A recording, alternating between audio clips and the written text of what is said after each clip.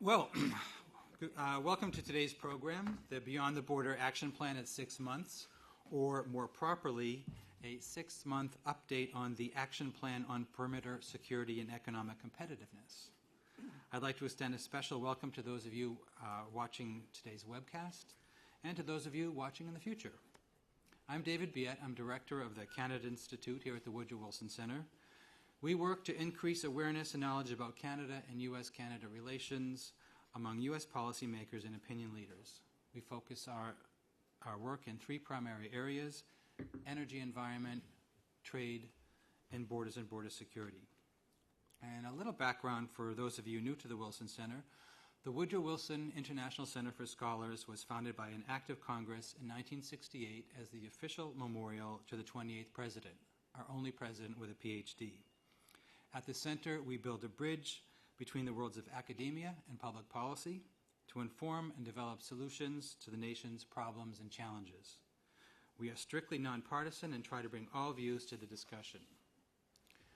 President Barack Obama and Prime Minister Stephen Harper announced in December last year to implement this action plan designed to speed up legitimate trade and travel between the United States and Canada and improve security in North America.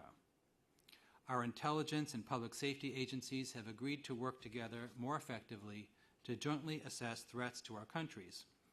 Having a common understanding of these threats helps us to prioritize the deployment of limited human and financial resources. In addition to outlining the policy goals, the Beyond the Border Action Plan also included deadlines for its proposals. For example, it set out to incorporate third country traveler programs into the Nexus program and to develop the first joint border infrastructure investment plan by the end of June this year. So to discuss progress in the bilateral negotiations, we've invited 2 people involved in the process to let us know where things stand after 6 months. From the United States, we have Alan Burson, Assistant Secretary for the Office of International Affairs and Chief Diplomatic Officer in the Department of Homeland Security. And from Canada, we have David Maloney, Senior Advisor at the Privy Council Office. You can find extended biographies for these 2 men in the handouts, but I should highlight that Mr. Burson recently served as Commissioner of Customs and Border Protection, and Mr. Maloney as Executive Vice President of CIDA, the Canadian International Development Agency. The Canada Institute will host a similar program on the Regulatory Cooperation Council Action Plan on Thursday, July 26th, here at the Wilson Center. And the U.S. Chamber of Commerce will join us in hosting that program. So this is Beyond the Border. On the 26th, we have RCC, similar setup with the U.S. Chamber of Commerce. And on Thursday this week, the Canada Institute and several programs from the Wilson Center take a look at exploration for energy in the Arctic. The Canada Institute has put together a program looking at the RCC and Beyond the Border. Our next One Issue, Two Voices, you've seen this, I think we have 3 or 4 of these out here, our signature publication. The next one of these will be on Beyond the Border, written by Chris Sands and Laura Dawson. But I also would like to point these out to you because they deal with some of the issues that we look at. Intellectual property rights, copyright was one of the 3 ago, Buy American, Buy Canadian, and privacy and information sharing, which we did with Mary Ellen Callahan from the Chief Privacy Officer of the U.S. Department of Homeland Security. Good questions that come up all the time when we talk about Canada-U.S. border issues. A little bit of housekeeping. Exits are to the back, go left, or out that way, and then around and go right. We do have to have time for questions, so please wait for a microphone to come and identify yourself. And our speakers will speak for about 10 minutes. We'll have a conversation, and then we'll get into a larger discussion. So, Mr. Maloney, over to you. Thank you very much, David. Thank you to you and the Wilson Center for putting this event together. As always, happy to join Alan Burson. This is our road show take 4 or take 5, I think, going back to January. We try to change it up every time a little bit. In this assigned time, I'm going to try and very quickly run through 4 particular issues. So I have usually I run through a whole series of slides. So can I get the I have 2 slides today that do not list the initiatives, which is what we normally go through. What I'm going to do is show you two slides, which I think attempt to capture graphically what this perimeter security and economic competitiveness initiative is all about. So today, a somewhat Canada-centric map was the quick one that we could find most quickly. This emphasizes in the cargo space, marine cargo coming onto the shores of North America, whether coming from Atlantic side, coming from the Pacific side. Today, and Prince Rupert and Montreal are there chosen because we will be talking about pilot projects, which will be launched in just a couple of months under this plan. So today, cargo containers show up at those two ports, are inspected for security, for a variety of agriculture pests and other sorts of issues, get on from Prince Rupert onto a train, and a large portion of the Prince Rupert container traffic goes straight across to the Ontario-Manitoba border, comes into International Falls, Minnesota, and goes right down to Chicago. However, it has to be stopped. Those trains stop again for an inspection again, repeating a great deal of the inspections that have already taken place out in Prince Rupert. Over at the Port of Montreal, container ships come in, unload, in this case, 80% onto trucks. A large portion of that truck traffic goes down Highway 401, which goes Montreal, Toronto, Windsor, across into Detroit. Again, those containers are inspected for security and all other sorts of threats in Montreal, and then again at the Windsor-Detroit crossing, in the news quite a bit again of late. Tends to go into Chicago and the Midwest. One of the key changes in this plan is to ensure that the inspections that take place in Prince Rupert or in Montreal, in terms of the type of data that would have informed risk management, threat assessment, the inspection rate, the inspection type, the inspection focus, will be done at those two ports to a standard and to a degree, and building a level of confidence that those containers do not, except for new intelligence or lower levels of random inspections, have to be re-inspected when they then cross the border into the U.S., whether it's by rail or whether it's by truck. Now, there's a great deal of work that goes into that. There's a great deal of, as I said, confidence building, seals that go onto those containers after they've been inspected the first time. But this captures, I think, in a neat way, one of the core issues here, which is to drive the assessment of threats beyond our shores, or at the latest, when cargo or people come onto the shores, be it Canada or the United States. So, second, let me respond to the three items that were in the invitation to come and talk here. The first of those is, how are we working together? The second of those is, what kind of challenges are we facing and working through as we implement this plan? And the third is, how are we doing? What can we point to in terms of successes after 6 months?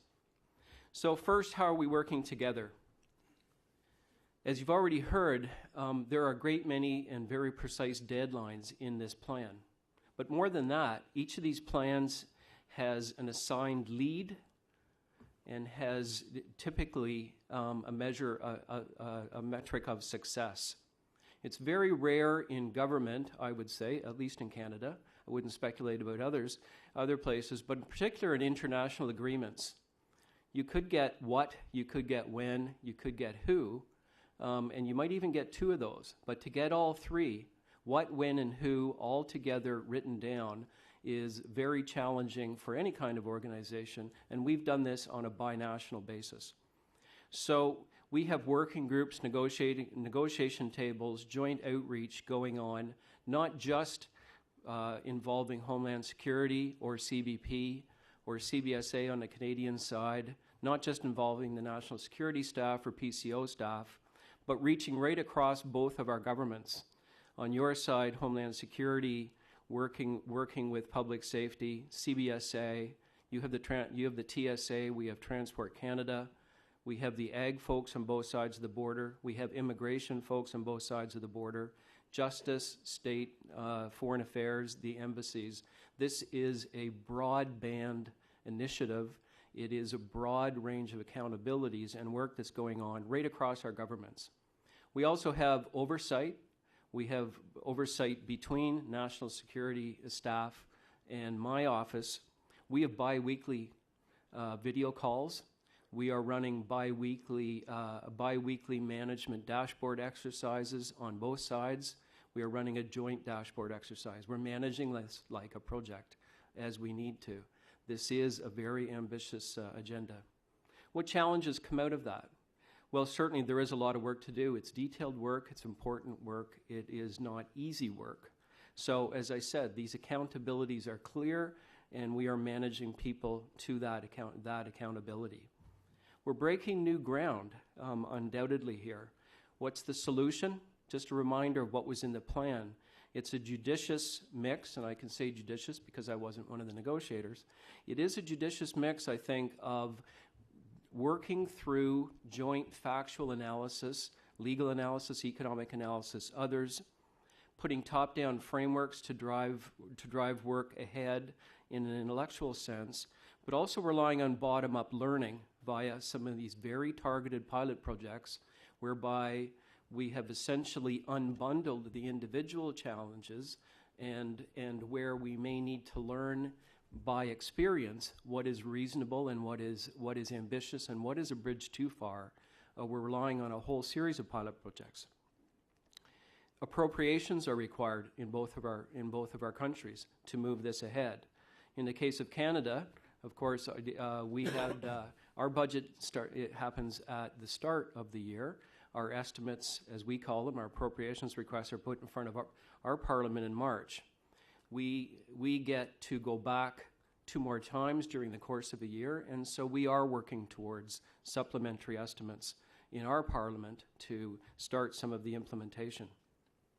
Many of the initiatives require new systems in an information technology sense, and certainly some of the areas where the Canadian government has committed to move into areas that the U.S. government already is, the ESTA, electronic travel authorization, board-no-board systems for individuals, entry-exit reporting. Each of these needs systems that can pose procurement challenges. It can pose time challenges. It can pose competency challenges. Our solution there is to try and go off the shelf to the maximum extent we can. The United States is not the only government and country that has put some of these systems in place. The UK, Australia, in some cases, some European countries can do so. So we're trying to ensure that we quickly stand on the shoulders of other governments. We have some public-facing issues. Number one, information sharing is at the heart of a number of the initiatives in the plan. The plan committed that by the end of May, our 2 governments would come forth with a joint statement of privacy principles that would guide all information sharing arrangements put in place under the plan. That statement has been publicly released now and is being embodied in the information sharing going forward. The second public-facing issue is really in part why we're here today. We need continued engagement from stakeholders. We need continued engagement from firms, from citizens, from communities at the border or away from the border. So outreach events are critical to us, and we, as we are moving ahead on the implementation, we will be aiming for more concerted and always joint outreach going ahead. Fourth, how are we doing? As I said, the privacy principles was one of the early deliverables. We have put that out. Some examples in the corporate and commercial traffic world. One of the clear irritations to business on both sides of the border was in the air cargo space. So a shipment of air cargo, whether it's what's coming from Canada down to the U.S. or from the U.S. up to Canada, has to be not just cleared but inspected, X-rayed, and so on in a Canadian airport or a U.S. airport. It lands in the other country, and all of that happened again. So a very common sense, practical approach, hey, why don't we get the two administrations to actually audit each other's systems? Lo and behold, took a month, and the level of inspection, the rate of inspection, the equipment, the protocols, they all worked out to be equivalent. So as the plan promised, already this spring, the rate of re-inspections for air cargo between the two countries was reduced to 0. That's a savings in terms of tens of millions of dollars to shippers, to airlines, to airport authorities, and of course, ultimately to the consumers, be they the businesses at the other end or consumers as of the end products. We are moving ahead as promised in the plan to harmonize the data that we ask of shippers so that we are both aligning and reducing to the minimum those data. This is in support of an integrated cargo security strategy, and I'm sure Alan will speak more to that because he has a direct role in that. In the space of individual travelers, the plan committed, and we're moving forward to improve the benefits available to members of Nexus, our Trusted Traveler program, in terms of your experience at the border, also in terms of your experience in airports going forward, also making it easier to join, make it easier to renew, expanding benefits to third countries. So each of those levels is moving forward. For business travelers, one of the clear issues that corporate stakeholders, business stakeholders generally have identified, we have launched and completed consultations as to what those challenges are and how those programs could work better. We also have, as David mentioned, law enforcement and security aspects to this. Some of you will know that there has been a marine-based in the Great Lakes and on the ocean borders, maritime law enforcement jointly back and forth across the border. There were pilots conducted over a number of years. Canada has passed at the end of June enabling legislation allowing this shipwriter program, as it's called, to be made permanent. So we can now move ahead to put that in place. We have a range of other border management in a very physical sense, infrastructure, emergency management, protocols for information and recovery on the land side and the marine side. New planning guides are now in place and completed. Finally, the plan committed that these initiatives are a starting point. They are ambitious, but really what we're about here is a joint management going forward on the border. And so while the plan is 3 years itself, a new body, an executive steering committee was committed in the plan at the assistant secretary level in the U.S., at the assistant secretary or undersecretary level in Canada, that would oversee implementation of the plan, but also look at forward work plans, and we would report to the President and the Prime Minister once a year. The first meeting of that group was to take place by the end of June, and it did take place in Ottawa. About 30 people in attendance, quite a successful meeting. So we are on track to not only oversee the plan, but to report to the heads of our government by December. So I'll stop there. Okay, thank you, David. Over to you.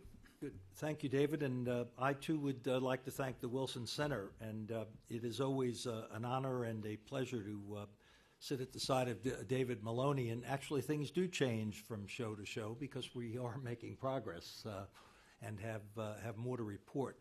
What I'd like to do is go from the very general to the very specific report card, and then we can open it up for questions. But when we think about responding to the usual question from business people, which is, why is this different? We've had presidents and prime ministers announce grandiose plans for the border before, and why is this different from previous agreements to make the border more effective? Whether from the U.S. perspective to secure the border, or from the Canadian perspective to thin out the border. Why is this different? And I think the answer is that we have departed from previous ways of seeing the bilateral relationship and seeing the border in order to approach the matter in a completely different way from conceptually from the way we've done so in the past. So let me refer to the history a bit. Since we are in the 200th year of the longest, most peaceful, demilitarized border in the history of the world, since the War of 1812, which we celebrate. And if you haven't seen, parenthetically, if you haven't seen the exhibition at the National Gallery, I commend it to you, because this is a war that we usually don't pay a lot of attention to in American history, and as David has heard me say before, it is indicative and reflective of the relationship between our two countries that we teach our children, school children, each country teaches its school children that it won the War of 1812, and we never find it necessary to actually resolve that at all. The key actually is that the War of 1812, and I take the occasion of the 200th anniversary to be reading a history by Alan Taylor called The Civil War of 1812. And the thesis of the author is that, in fact, the War of 1812 was a civil war, and it was the aftermath of the American Revolution, in which the concern was that the American colonies would push the British entirely out of North America, and it was the British and the Canadians and many loyalists who had emigrated from the United States who actually resisted that in the context of that war. And as a result of that war, we ended up with two nations, critical at the northern part of the North American landmass, and that was settled by the Rush-Bagot Agreement, and the only other difficulty we had with Canada was settling the Northwest border in the 1840s, which was settled by the Ashburton-Webster or Webster-Ashburton Treaty. But since that time, we've had this extraordinary relationship with our Canadian allies, friends, neighbors, that is really unmatched in human history. The fact of the matter is that it has not redounded to the benefit of that border. That border has, because of sovereignty, critical matter, has always actually been much less efficient than it ought to be. And the meaning and the real paradigm change, to use a hackneyed phrase, that stems from Prime Minister Harper and President Obama's Beyond the Border Declaration is that it recognizes that the relevant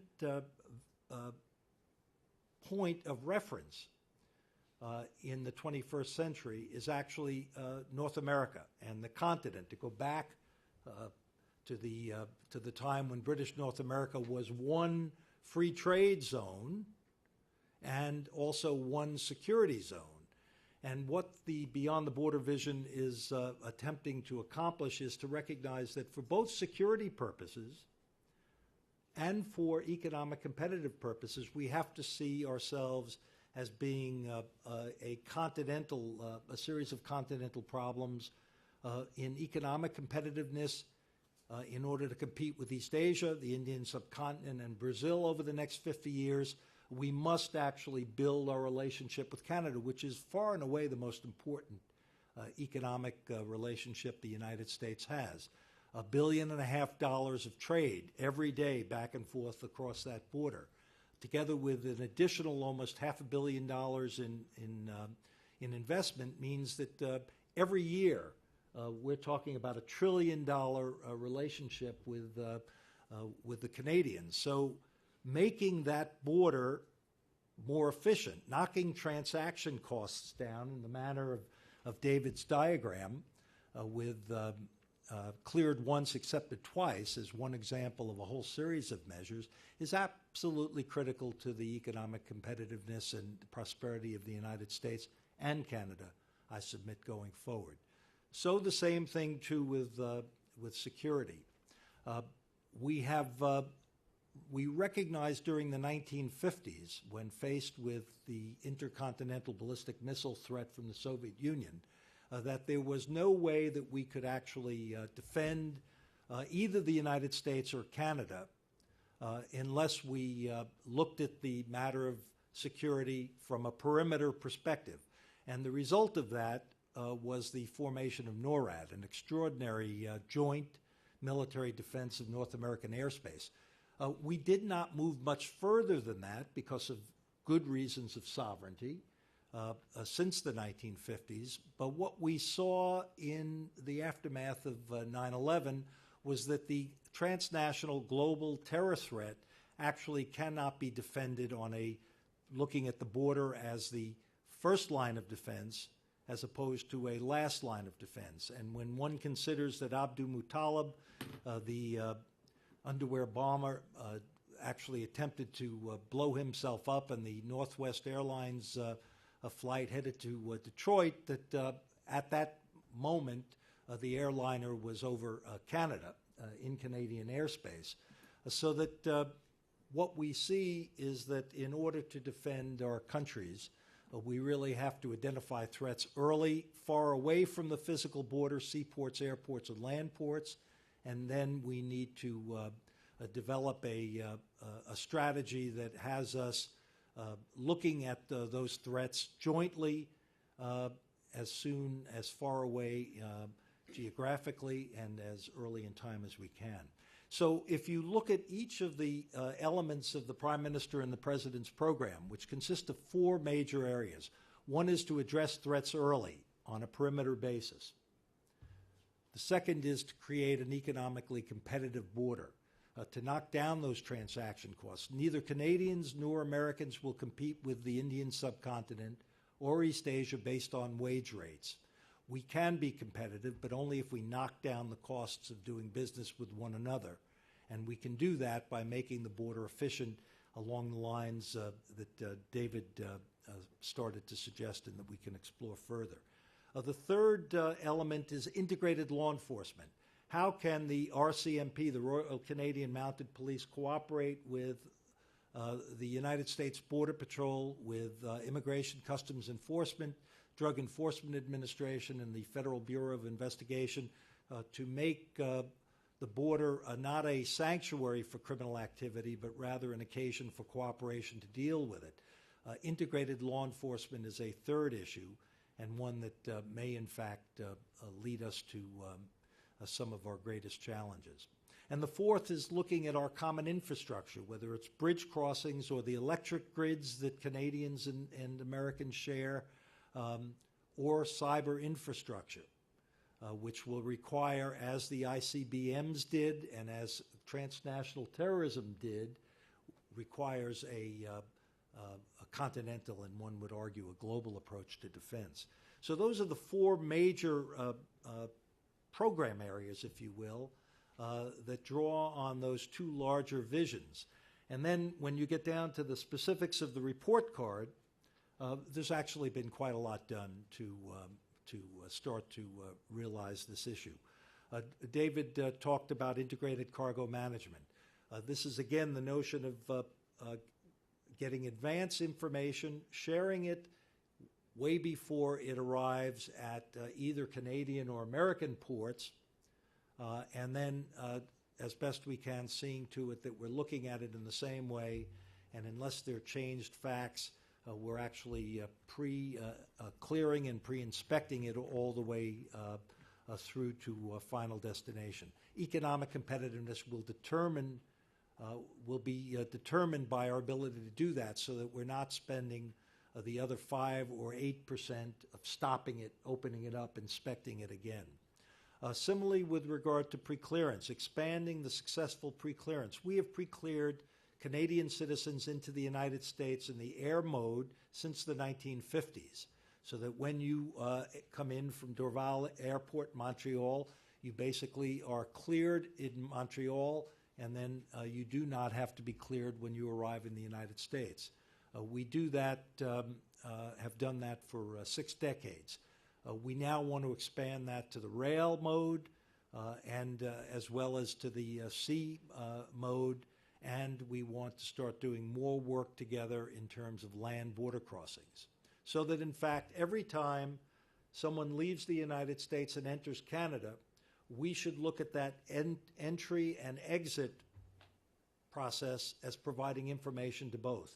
To Canadians about entries, to Americans, the very badly needed exit information that's required. That's one that's working. So let me wrap up, if I might, David, by just ticking off, because David Maloney is right, there's actually an accountability system in place here. That's the other distinguishing factor, as he indicated. There's a schedule, there are timelines, and we are actually checking the boxes off together and doing it regularly. So when you say in May we released online a guide that outlines best practices and considerations for border traffic management in the event of an emergency. Well, it sounds trivial, but it's not. It puts us on the same wavelength when it comes to an immensely important matter of a resumption of business in the event of an emergency. So too, we established joint port of entry committees at the 20 largest border ports of entry. And then in 2012, we did the same at the 8 Canadian airports at which CBP conducts pre-clearance. Again, people say, what's so important about that? Having U.S. CBP and the Canadian Border Services Agency actually build the relationships to see management of their ports as a matter for consultation is of absolutely critical importance. And so on and on and on. All of these adjustments and adaptations, large and small, are promising to redefine the border. A last word on how are we working together and what the challenges are. I think at end we will find the greatest challenges being legal challenges, although we come from a common law framework, we will find that there are enough differences to make adjustments a challenge. Having said that, 2 weeks ago, the Executive Steering Committee called for by the Prime Minister and the President met, hosted by David Maloney in Ottawa. And I must say that it was one of the great, frank meetings that I've been privileged to attend, in which issues were put on the table, but you saw Canadian and American executives and representatives problem solving together, not posturing, not negotiating, but actually recognizing and trying to clarify the issue so that we could find the common ground. That would be the third major change that I see in the relationship, is that I think our Canadian neighbors recognize how much we value them, how much we respect the separate sovereignties that exist, but that we also are in this North American project, so to speak, together. And we have good prospects to take the low-hanging fruit that we are focusing on now and then define 5 to 7 years out some extraordinary issues that remain to be tackled. Well, thank you. I was initially a little skeptical when I heard all these the ambitious things that you wanted to do, and it really sounds like you're doing something. We have time for questions. We have 2 microphones on either side, and we'll start with Governor Blanchard in the back. Wait.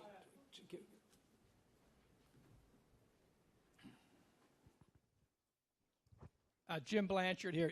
You guys did a great job in your presentation. I want to congratulate you. It's really great to see all this coming to fruition, and I don't think people realize the kinds of negotiation you went through the last year and a half or so, but it's been fabulous. I have a quick question. As you know, we had this announcement of a major milestone in the Canada-U.S. infrastructure with the new bridge, which a lot of us have worked on for a long time, and the compact between Canada and Michigan is exciting and long overdue. But I'm wondering how you see Windsor's role in all of this. They are an obvious point of pre-clearance for cargo, but I'm just wondering how you see all that playing out. And I know, David, you've met with the mayor there, and you and Simon Kennedy and everybody's worked on this for quite a while, but I'm wondering what your thoughts are on it, and also Alan. And Alan, I like your interpretation of the 1812 war. I always say it's the war that both sides won. David, you want to take that? I'll start with that. I mean, certainly the government of Canada, as the governor knows and others know, has made this piece of critical infrastructure central to its plans, and the fact that the government of Canada has committed to the investments that are involved and that were recently announced speaks of just how central that is. What I would stress is really that infrastructure, the physical importance of, I believe it's 25% of the daily trade actually goes over this one bridge, which is a bridge of a certain age and a certain capacity, and really sitting in a part of the two cities where there are enormous bottlenecks. So from the point of view of speeding trade, expanding trade, and ensuring the possibility of moving traffic across in a timely way, it really was judged to be central to the lifeblood of both of our economies, both of our societies, people working on the two sides. So I won't get into whether or not what that would allow potentially in terms of pre-clearance and others. That's quite a ways down the road. Alan may wish to speak to that, but really it is a critical element of the infrastructure of our trade and movements of people. Now, just one of the interesting things shown by the announcement over the new international trade crossing was I have come to refer to the relationship between the United States and Canada in the words of Bayless Manning, who pointed out that we don't have a classical international relationship with Canada, and we obviously don't have a domestic relationship because of the separate sovereignties, but we have an intermestic relationship, was the term he coined, which is actually quite good. But I heard in the context of this announcement a term I had not heard before, which is another twist that will start to develop in our relationship, which is interlocal agreement, right? An interlocal agreement. And what that recognizes that both federal systems have to adjust. So you noticed I did not jump into this question because, in fact, this was negotiated between the Canadian government and the state of Michigan for the most part. And the federal government's job was to stand to the outside and talk about requirements, but only after the basic political bargain had been struck and the interlocal agreement began. In terms of the potential application of pre-clearance, pre-inspection downstream, we did not choose the busiest land bridge crossing to work these concepts out. But downstream, I think the objective clearly is that we would improve business practices in such a way that it would affect traffic across the Canadian-U.S. border from British Columbia to Newfoundland. Question here? Oh, sure. It is interesting that the Michigan Constitution adopted in 1963 actually provides for agreements between Michigan, other states, Canada, and Canadian provinces. And so pursuant to that, they adopted legislation many years ago calling for interlocal agreements. So it was appreciated and recognized 40 years, 40, 40 Governor, that 45 was, years ago. if I'm not mistaken, that was in the emergency management context and has led to some very critical agreements. There's always been an issue under our Constitution, obviously, about just how far a state can enter into foreign affairs. But I think that's part of the excitement of what's happening now, is those agreements of decades ago are now finding a new application. We appreciate your help. Here. Matthew Sada with Congressman Gary Peters' office from Michigan. I want to thank both of you for sending representatives to an event that Congressman Peters actually held in Detroit on Beyond the Border just a couple of weeks ago. And this question actually is a follow-up to one by Governor Blanchard and something that Assistant Secretary you mentioned. What does the Beyond the Border 2.0 look like? Because in the current plan, we noticed that Detroit-Windsor corridor was absent. There weren't any pilot projects for that corridor listed. The new international trade crossing was not mentioned in the plan. But what can we expect, and how can we start working now, today, on some of those things? So whether it's, again, some of his ideas that Congressman Peters had and presented was the designation of the new international trade crossing as a model land port of entry. We currently don't have any of those. We do have model airports of entry in the overseas in the United States. Pre-clearance for international passenger ferry between Detroit and Windsor. There's no need to construct two separate terminals. Do it on one side. What about onboard clearance for international passenger rail? The Chicago, Detroit, Windsor, Quebec is probably the rail link with the greatest potential, but it's the one that after 9/11 was stopped. And now is a great chance to kind of get that going again. And finally, there's even such things like on the waterways. We need to harmonize our reporting requirements. We have boaters in Michigan that cross over the border between the United States and Canada. Canada requires them to call in and report that they've crossed the border. The United States does not. This is obviously a concern to Michigan's boaters. Can we not harmonize them to ensure that only if you cross land or hit land do you need to report? And so I really appreciate your guys' work on this, and Congressman Peters is really interested in seeing that the Detroit-Windsor corridor, the most important land border in the world, can be used and can become a real part of Beyond the Border 2.0. Thanks. Well, I'll start again. There's no doubt that the timing of this plan emerging the action plan emerging last December, and the announcement of the new crossing were not exactly aligned, and so there's a gap in that respect. I also think that there's no doubt, as I said, the flow of trade through that bridge, but then secondly the flow through the Port Huron port as well is obviously enormous dollar-wise, enormous share-wise. So any benefits that we can make to the management of the border generally, that includes the integrated policing back and forth across the border. It obviously includes improving the trusted trader programs, the trusted traveler programs. But I think importantly as well, as my little graphic showed, the very need to re-inspect a good amount of the cargo that's going through that port today should be reduced or removed by improving our perimeter, or indeed, as Alan said, our offshore screening of whether it's cargo or it's people, animal, plant, and food inspections and improvements that will be made offshore as well.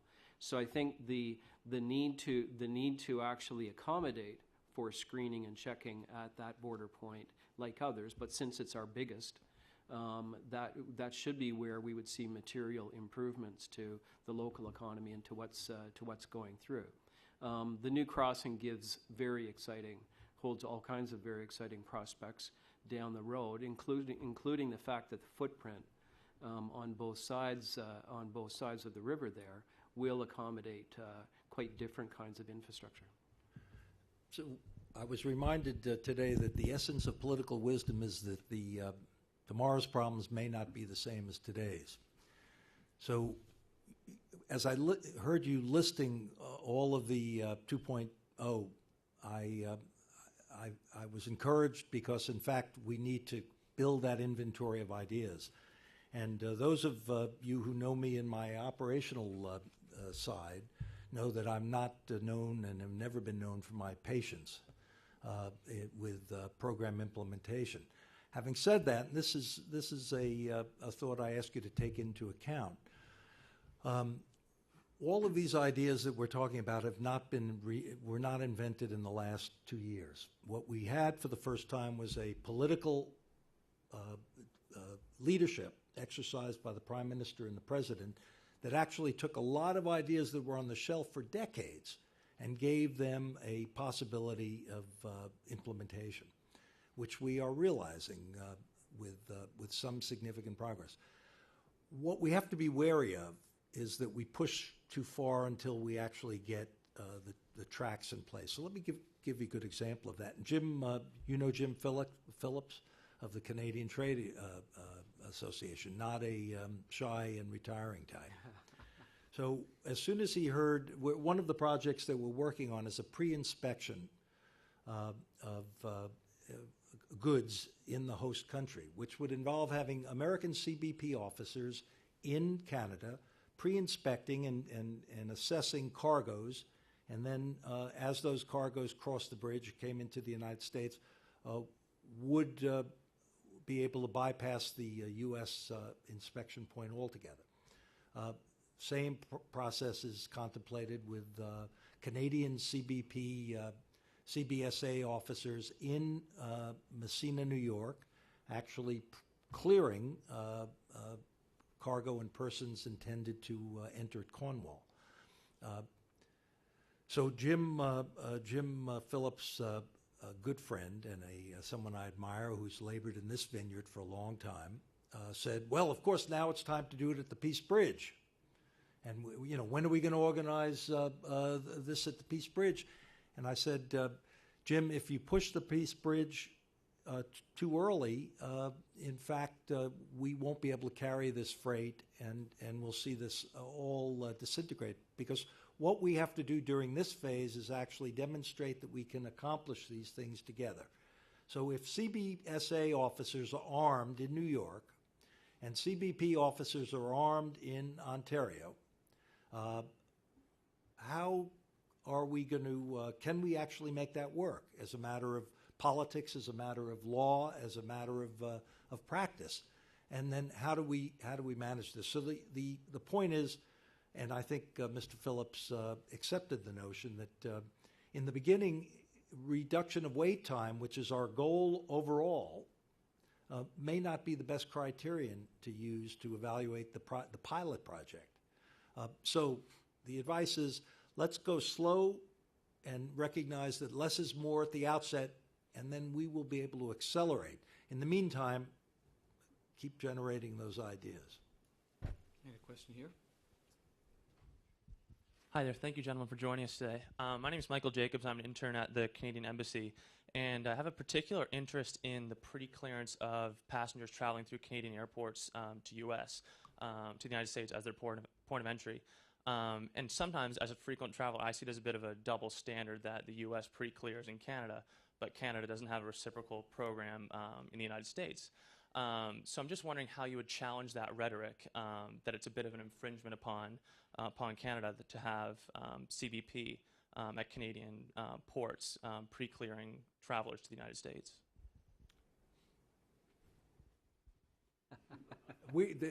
They would be welcome.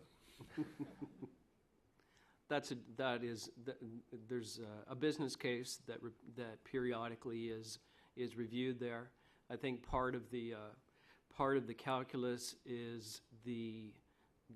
would be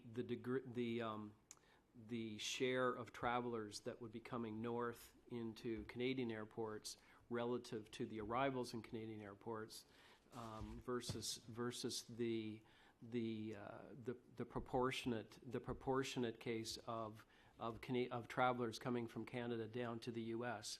At a U.S. airport, this is a relatively small amount of traffic relative to Canadian airports and arrivals there. It's very significant number of people. It would require significantly proportionately more in the way of adjustment to airport management, CBSA management, and so on. However, a very fair question, one we look at regularly, and encourage you to keep asking that one too. Yeah, David's right. If I just might, it's about business case, and frankly, I've never waited very long on a Canadian line, nor seen terribly long lines of the kind that we see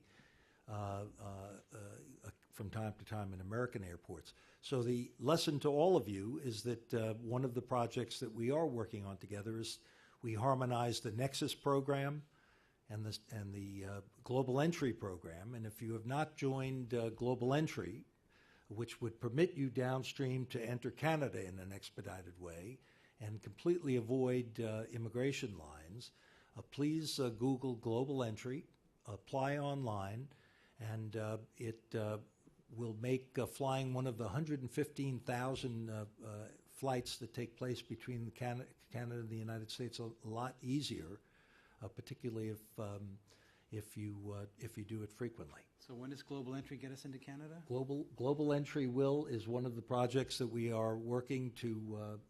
If you are Global Entry right now, you are eligible to join Nexus. Right. And you can get a kiosk. You could get the same treatment in terms of using your passport, establishing your biometrics in the way on the Nexus you'd use your iris identification. But we are going to be coordinating that. If you have a Global Entry card, it will expedite your passage into Canada, because you will be in effect automatically a Nexus member. Right here. Thank you very much, gentlemen. My name is Jacques Shore. I'm a partner in the law firm of Gowling LaFleur Henderson. Great pleasure to be here and to hear your remarks, and grateful certainly to Woodrow Wilson Institute, and wonderful to see former Ambassador, or Ambassador Blanchard, who certainly has played an important role in all of these initiatives. I am so grateful to you for your comments, Mr. Burson, when you make reference to competitiveness and the enhancement of economic opportunities. And what I'm wondering, as someone who's certainly been watching border issues, addressing these issues through the years, is whether we're able to actually address this also in a very meaningful way for the public, so that there really is, obviously there are a lot of cheerleaders watching what you're both working so hard on achieving, but to recognize how critical it is right now to do that, to achieve that, because as a Canadian, obviously, we do get upset, nervous, disappointed, sometimes upset, for example, in the Buy American, and we hear that sort of coming up. But the ability of our being able to say globally, for us to be able to truly compete together, which is what I think you're talking about, Mr. Burson, as well, is are we then doing enough for people to appreciate that, recognize that, so that we don't get bogged down in the legal issues, obviously, that I and my colleagues sometimes get too caught up in. And I know that we can actually resolve them once we see what's at the end of the game. Well, this is why the outreach is so important. This is why outreach is a critical dimension of the plan, which is that this is not expected to end in 3 years. But it's expected to create the foundation for this new paradigm, so to speak, as to how we operate. Over time, Americans and Canadians will appreciate, certainly those who live in our northern border and the southern border of Canada, appreciate the extent to which there's an interdependence. 90% of Canadians live within 100 miles of the U.S. border. Products that are being assembled in the United States, or it's hard to tell what the country of origin is. There's so much cross-border shipment of goods in finished or semi-finished state. So I think this is a question of getting people in the United States to appreciate the key, much as I might say the same could be said about our relationship with Mexico. That this is about North American economic competitiveness, and that the health of our economy and the safety of our children and grandchildren depend on this as perhaps nothing else, more importantly. One last question. Hi, my name is Claire Gallagher. I'm a U.S. Foreign Policy Master's student at American University, and my question is regarding the pre-clearances. In the beginning, you said that the United States and Canada are working towards mutual trust, and I'm just wondering when we reach that point, and how are we ensuring that these pre-clearances don't just become another obstacle in crossing the border? Thanks. I'll start that, and I'll use the air cargo example because it's practical and we've run through the process. So the critical aspect there, I would say, to success is working together, transparent openness to inspection and auditing of each other's system, and ensuring that the data, the equipment, the protocols, everything that goes into those inspections of air cargo was in fact equivalent. Each of our governments, each of the individuals leading those organizations have a responsibility to their own citizens and taxpayers to ensure that safety is not being jeopardized, that commercial considerations are not being jeopardized. The result was, as I mentioned earlier, that in fact full confidence in each other's systems was clearly established, and so we have eliminated the reinspection. So as we go through more generally now, the cargo strategy that we've talked about, which looks at all cargo coming back and forth across the border in all modes. Again, we go back and say, well, which data do you ask? Which data do you ask for? Why are they different? This is slow, painstaking work, but that's the way that exercise has been underway for months now, and we do have, I believe, a provisional set of common data elements being established between the two governments. That's how you build the confidence that one side's check is equivalent to the other side's check. It is very painstaking work, and where there are differences, understanding those roots in regulations, law, and so on. We will get rid of the nuisance differences and then look at the policy-based differences. And I believe there's no substitute for building that confidence. I think David's covered it. Yes, there is a theoretical possibility that the new system could be worse than what we have, but I doubt it.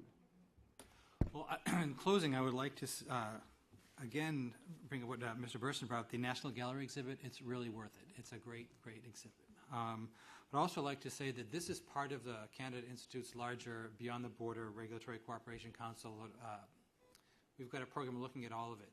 As I said, in 2 weeks on the 26th, we've got this same panel only for the RCC. Invitations will go out this week. It's already up on our website. Again, come back, ask lots of questions. And our next issue of One Issue, Two Voices is also on this process, and you'll see more events and publications down the road for this. So thank you very much, and please join me in thanking our two speakers.